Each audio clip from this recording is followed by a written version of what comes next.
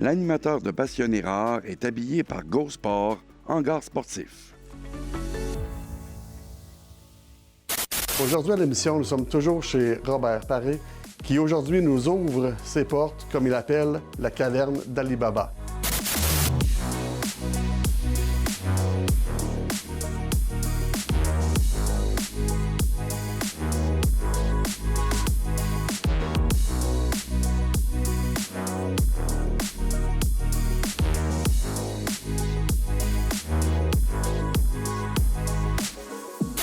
Cette fois-ci, on va parler d'où votre passion a commencé. Dans le dernier épisode, vous avez parlé que ça avait commencé vers l'âge de 15 à 16 ans, puis c'était un héritage familial. Oui, en fait, j'avais 15-16 ans, puis je vivais ici. Là. Ma grand-mère était ici, puis j'étais toujours ici. Et c'est là que j'ai découvert le patrimoine agricole de la famille qui était dans la grange derrière moi. Parce que pourquoi tout avait été conservé, c'est que la terre avait été louée à des voisins, donc les voisins n'avaient pas besoin des bâtiments. Ce qui fait que les vieilles choses qui dataient de 100-125 ans étaient restées là intactes. Okay. Alors moi, je partais déjà avec des jouets, là, tu sais. Ouais. Alors là, le goût m'est venu là, puis là, j'ai continué à ajouter des objets. On est en avant d'une belle machine. Expliquez-nous c'est quoi et Écoute, où vous avez ramassé ça. Ça, c'est une belle histoire personnelle. C'est pas quelque chose qui était ici, là. C'était pas ici dans Ça le fait temps. pas partie du patrimoine familial. Non. Mais je travaillais à Lucaire à Rimouski, puis je voyageais souvent sur la 20 entre Lévis et Rimouski. Puis tout à coup, j'aperçois la roue, l'autre côté, là. Tu sais, la roue là-bas, là. Oui. J'aperçois la roue à l'horizon. Je pense que c'est un engin stationnaire. Je laisse l'auto sur le bord de l'autoroute. Je pars à pied, je m'en vais dans le champ. J'arrive là pour découvrir cette presse à foin commerciale qui est sur le côté, je ne voyais pas le reste, et puis qui est là à l'abandon. Je rencontre un propriétaire qui me trouve fou de m'intéresser à ce tas de ferraille. Surtout là, sur son terrain. Sur son terrain, qu'est-ce que tu fais là? C'est ça. Alors, je prends un camion, je l'achète, je prends un camion à Rivière-du-Loup, puis je le fais livrer ici. Et là, on l'a rénové par la suite. C'était une presse à foin pour le foin commercial. OK. C'était souvent un entrepreneur qui, le printemps, faisait la tournée des rangs des cultivateurs OK, ouais, je comprends. et achetait le foin qui était dans le foin qui restait dans les tasseries de foin, qui ne servait pas. Il le pressait, ça faisait des grosses balles de foin qui étaient envoyées dans les chantiers en Abitibi. OK. J'imagine que ça doit prendre beaucoup de personnes pour faire fonctionner cet engin. Et de la patience. Et de la patience. Oui. En fait, en gros, Ouais, comment ça marche? tu vois que le moteur est là-bas. Hein? Oui. Ça prend un moteur pour actionner la poulie avec une courroie ici. Donc, le moteur tourne, actionne, la courroie actionne. Et là, tout ça, ça fonctionne, ça lève dans les airs, ça descend, parce que le foin est jeté là pour être pressé. À la main, à la fourche? À la fourche. Donc, imaginons-nous, à côté, tu as la voiture à foin. Tu as un gars qui est dans la voiture à foin avec une fourche et qui, quand ça est en l'air, met du foin là. Et là, ça descend régulièrement pour descendre le foin. Puis compacté. Compacté. Et il n'y a pas de couteau comme les presses à foin d'aujourd'hui. En fait, ce qui fait les deux bouts de la presse à foin, c'est des morceaux de bois comme tels. Alors, tantôt, on parlait, ça prend quelqu'un pour s'occuper du moteur, ça prend quelqu'un pour mettre le foin, mais ici, c'est le travail le plus dangereux. Ce n'est pas la place pour prendre de la bière. Là. Ici, quand le foulon descend, il faut que tu descendes ça pour qu'en descendant, ça prenne le morceau ici, pour descendre dans la presse pour faire ton bout de balle. Et là, tu continues à mettre du foin. Et quand tu juges que ta balle est assez longue, tu remets un autre morceau de bois comme ça, de la même manière, ça descend et ça fait la longueur de ta balle. Et là, ça fonctionne, le foulon marche, et là, la balle s'en vient ici. Et ici, tu as une personne chaque côté. Donc, on est rendu, ça fait 5, là. Une personne chaque côté ici avec de la broche, une paire de pinces, et tu attaches avec de la broche à foin. C'est là l'expression, on dit quelque chose, la broche à foin. Ah. Ça vient de ça, Et Je vais me coucher moins niaiseux ce soir. alors, et là, tu l'attaches. D'ailleurs, regarde ici, les fentes, c'était pour que la broche passe. OK. Quand le morceau est là, pour passer ta broche, La ça passe broche arrivait. dans les fentes de l'autre côté. À l'autre, le bord passe, ça revient. Et la balle de foin s'en va jusqu'au bout, puis et ça fait des grosses balles de foin. Ça prend un bonhomme pour la lever OK. au bout, là.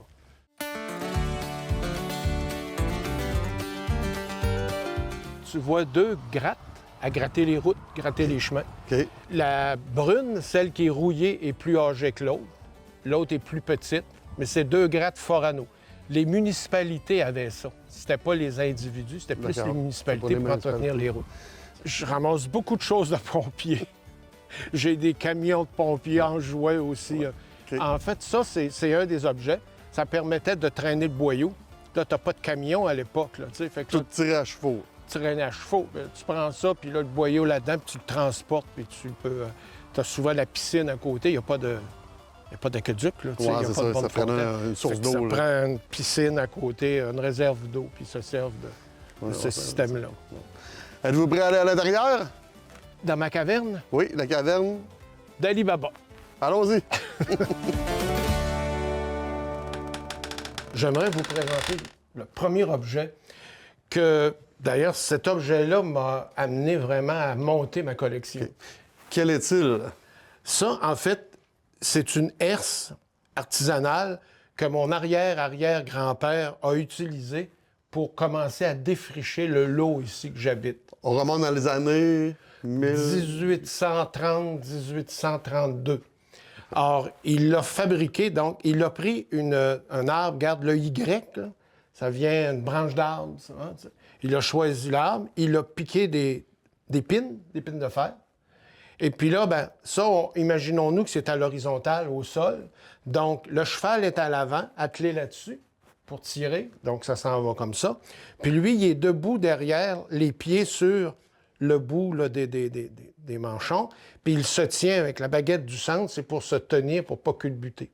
Alors, il fallait avoir de la patience puis de l'énergie. Hein? Donc, moi, je l'ai gardé. Et quand j'ai connu toute l'histoire, je me suis dit, ah, il faut que je ramasse d'autres choses. Et ça m'a vraiment donné le goût. OK. Il y a eu une époque où les gens étaient très débrouillards. T'as pas ça chez Walmart, Non. c'est sûr.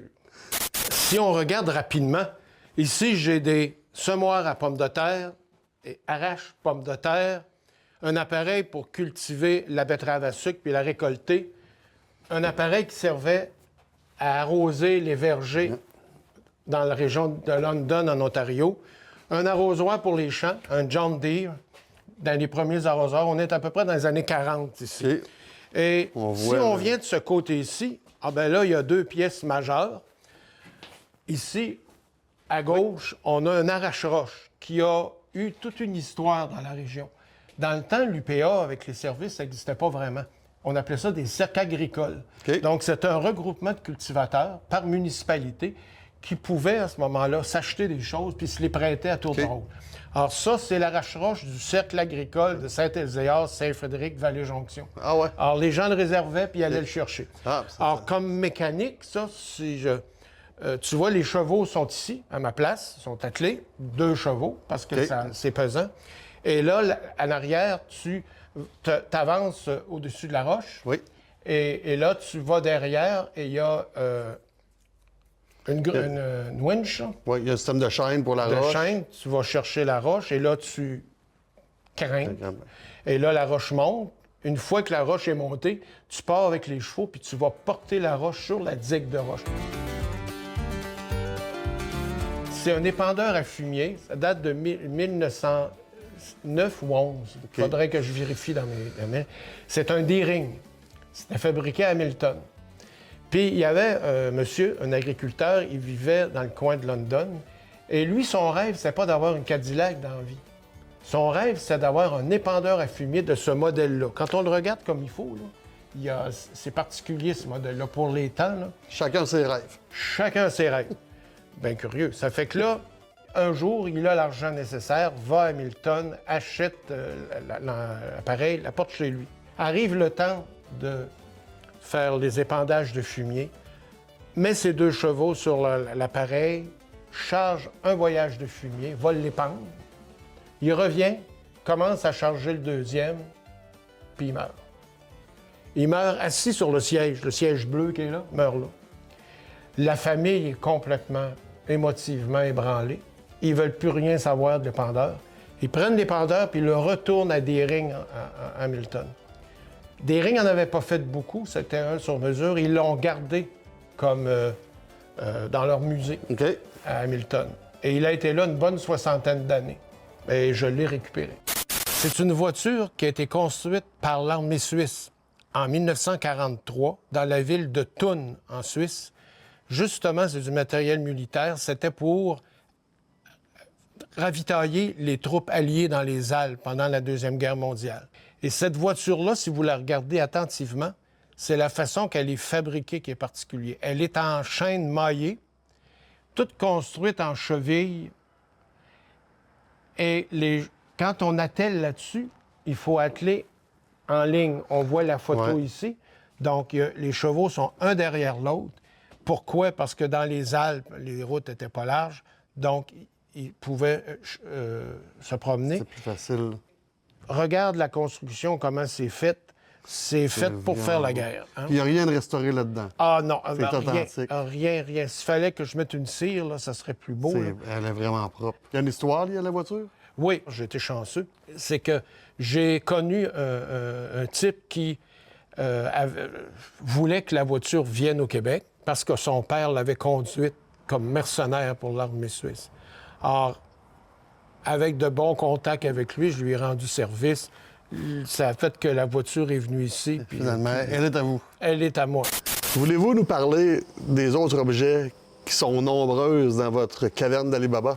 Alors, rapidement, tu vois là-bas la voiture taxi, une voiture taxi qui a servi avec des chevaux, évidemment, dans la ville de Montréal. Tu as la voiture des Amish.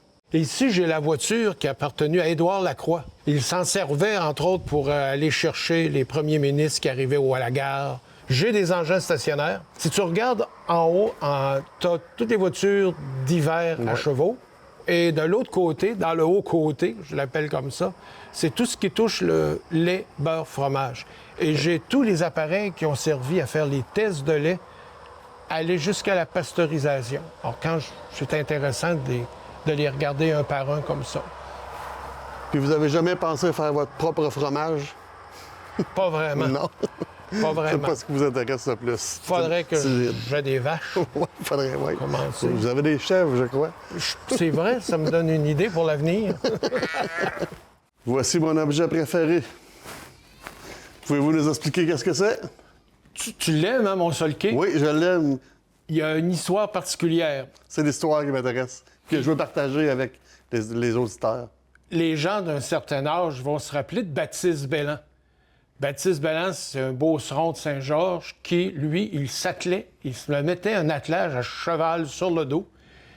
C'était sa voiture, c'est à lui. Il partait avec ça, puis faisait le tour des municipalités, puis il donnait des tours aux gens. Il allait dans les parades de paroisse, tout ça. Et il se comportait comme un cheval, hein? Il ruait comme un cheval, il hennissait. Assez que moi, je me souviens, quand j'étais jeune, j'avais une dizaine d'années, il était venu à Saint-Frédéric. Puis, comme par hasard, je me suis retrouvé avec lui au magasin général. Je suis pas resté très longtemps dans le magasin général, j'en avais peur. C'était vraiment une bébite bizarre, tu sais, pour un jeune, là, c'était pas connu. Donc, je suis content d'avoir ça. Puis toi, tu trouves ça agréable, hein? Oui, l'histoire, il vient avec. Il y avait un surnom aussi, on l'appelait... L'homme-cheval. Ben voilà, l'homme-cheval. L'homme-cheval. Alors, voici mon objet préféré. Merci, M. Paré, de nous avoir ouvert vos portes pour une deuxième fois. Puis même, je crois qu'on serait capable d'ouvrir les portes pour une troisième fois. Vous êtes toujours les bienvenus. Ce fut fort apprécié. Ben, merci beaucoup. Merci à vous.